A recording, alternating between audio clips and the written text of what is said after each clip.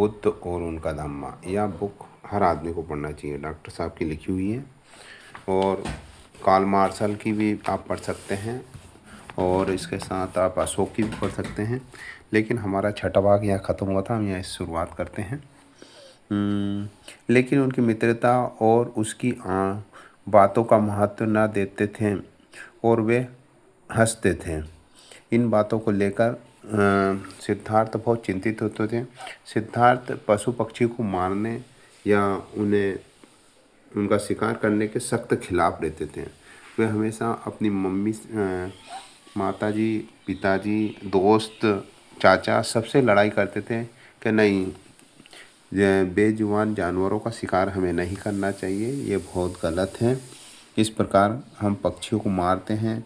देखो, एक बार एक पक्षी को तीर लग गया था, तो उसमें सिद्धार्थ ने उस पक्षी को उठा लिया और उसका दोस्त मांगने गया कि ये मैंने मारा है, इसको मैं रखूँगा। मगर उन्होंने मना कर दिया कि नहीं, मैं इसको नहीं दूंगा, यह पक्षी, या इसकी जान मैंने बचाई है। सिद्धार्थ और दोनों के बीच में बहुत बहस होती है और लास्ट में सब लोग एकत्रित होते हैं। सिद्धार्थ को समझाने की कोशिश करते हैं, मगर सिद्धार्थ नहीं समझते हैं कि आपको इसको जानवर को मारने से क्या मिलेगा, इसको आप खाएंगे हैं, खाने से क्या होगा, दूसरी चीज़ें खा सकते हैं। सिद्धार्थ गौतम बुद्ध कभी बेजुबान पक्षियों को मारने के पक्ष में कभी नहीं थे। आपको शिकार करना है तो भालू का कीजिए, शेर का कीजिए। अगर आप इतने ही मर्द आदमी हैं, दमंग हैं और जानते हैं शिकार करने का खेल बहुत तगड़ा होता है, तो आप कीजिए ना, मना नहीं करते थे। देवदत्त का कहना था, शिकार के नियमों के अनुसार पक्षी जो पक्षी मारता है वही उसका मालिक होता है। मैंने जो बताया ना, ये देवदत्त थे, ये मांग रहा है, इसने मारा था इस पक्षी को, मगर इसने मना कर दिया। सिद्धार्थ ने कहा नहीं, यह मैं नहीं दूंगा, ये मेरे पास रखूँगा। जो आपका नियम है उस नियम को मैं नहीं मानता हूँ। बचाने वाला बड़ा होता है, इसकी अपेक्षा मारने वाले की अपेक्षा। सिद्धार्थ गौतम के आरंभिक जीवन के आचरण में ऐसी ही विशेषताएं थीं। ठीक है। अब आठवां, सिद्धार्थ और आपके यशोधरा का विवाह। दंडपाणि नामक एक शाक्य था। यशोधरा उसकी पुत्री थी। अपने सौंदर्य और शील के लिए वह प्रसिद्ध थी। यशोधरा अपने 16वें वर्ष पहुंची थी और दंडपाणि को उनके विवाह के बारे में विचार कर रहे थे, उनके पिता है ना कर रहे थे। प्रथा के अनुसार दंडपाणि ने अपने सभी पड़ोसी देशों के तरुणों को अपनी लड़की के स्वयंवर में सम्मिलित होने का निमंत्रण दिया। अब सिद्धार्थ गौतम के नाम भी एक निमंत्रण भेजा गया। सिद्धार्थ गौतम का भी 16वां वर्ष पूरा हो चुका था, मतलब दोनों पति पत्नी 16 वर्ष के ही थे, सिद्धार्थ और यशोधरा।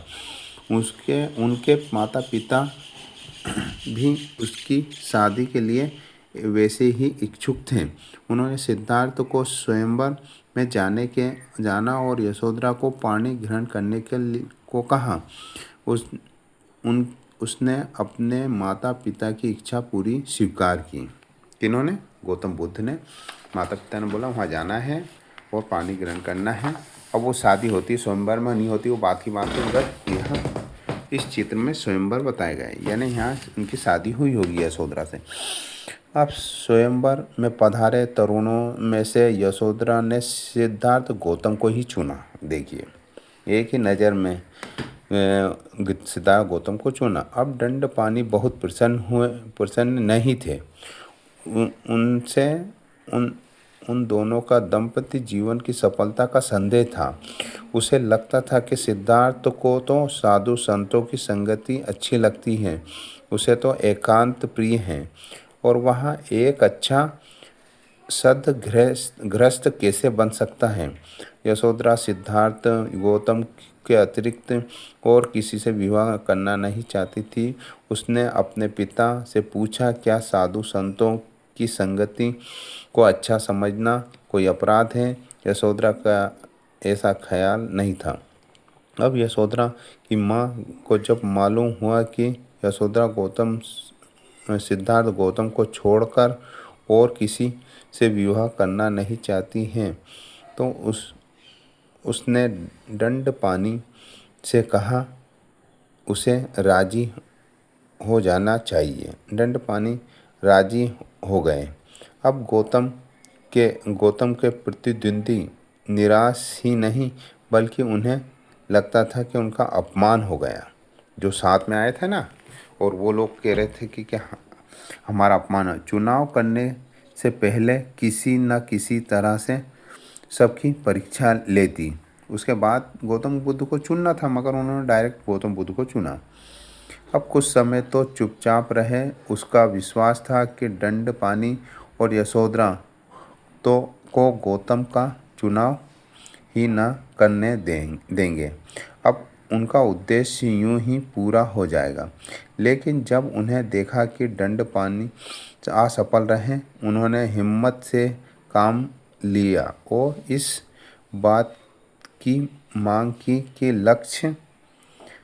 लक्ष्य भेद की एक परीक्षा होनी चाहिए। दंडपानी को स्वीकार करना पड़ा।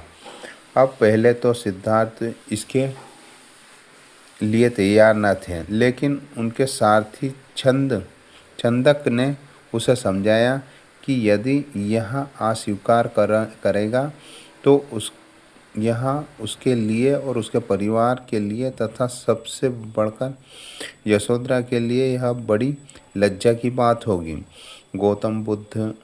सिद्धार्थ गौतम के मन में इस तर्क का बड़ा प्रभाव हुआ और उसने इस परीक्षा में शामिल होना स्वीकार कर लिया।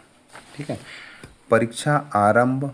प्रत्येक प्रतिद्वंदी अपना कौशल दिखा रहा था। सब अंत में गौतम की बारी थी। अब किंतु उस लक्ष्य भेद सर्वश्रेष्ठ सिद्ध हुआ। उसके बाद विवाह हुआ। सुबोधन और दंडपानी दोनों ही बड़ी प्रसन्नता थी। इस प्रकार यशोधरा और महाप्रजापति की बड़ी प्रसन्नता थी।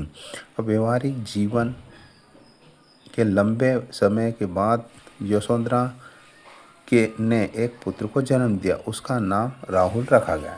सिद्धार्थ गौतम के पुत्र जो हुआ था उसका नाम राहुल था। यहाँ यशोधरा से शादी हुई थी। उनके पिता दंडपानी थे। इस टाइप की छोटी छोटी जानकारी मैं देता रहूँगा। अब अगला अंक में देंगे। वीडियो बहुत ज़्यादा बड़ा हो गया है। गौतम बुद्ध की यह पुस्तक का प्रचार करें, वीडियो को शेयर करें। जय हिंद, जय भारत। यह पूरे विश्व में किताब, जो बौद्धिक देश हैं, विकसित देश हैं, उसमें इस किताब को ज़्यादा पढ़ा जाता है। हमारे देश में क्यों नहीं पढ़ा जाता है? इंडिया के अंदर इसकी यह किताब मिलती नहीं है और लोगों में जागृति नहीं है, इसलिए यह किताब नहीं पढ़ पाते हैं। इस किताब को पढ़ें और बच्चों को भी पढ़ने को दें। अंधविश्वास से दूर रखें। नमो बुद्धाय।